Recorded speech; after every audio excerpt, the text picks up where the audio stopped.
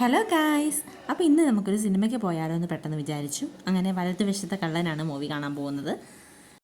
നാട്ടിൽ വന്നിട്ട് കുറേ നാളായി ഒരു സിനിമ കാണണമെന്ന് വിചാരിക്കുന്നു. അപ്പോഴാണ് ഇതാണ്ടേ എല്ലാവരും റിവ്യൂ പറയുന്നു, വലതുവശത്തെ കള്ളൻ നല്ല സിനിമയാണ്, നല്ല മൂവിയാണെന്നൊക്കെ പറഞ്ഞു. ഗൈസ്, ഈ മുടി നോക്കൂ.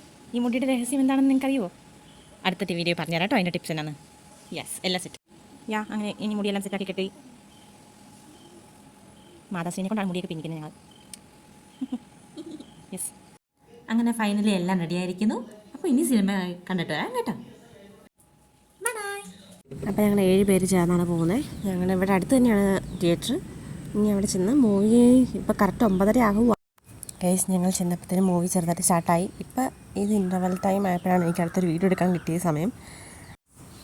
ഗൈസ്, അങ്ങനെ ഞങ്ങൾ പടം കഴിഞ്ഞിറങ്ങി. എല്ലാവർക്കും ഇഷ്ടപ്പെട്ടു. നല്ലൊരു മൂവിയായിരുന്നു, നല്ല ത്രില്ലിങ് മൂവി.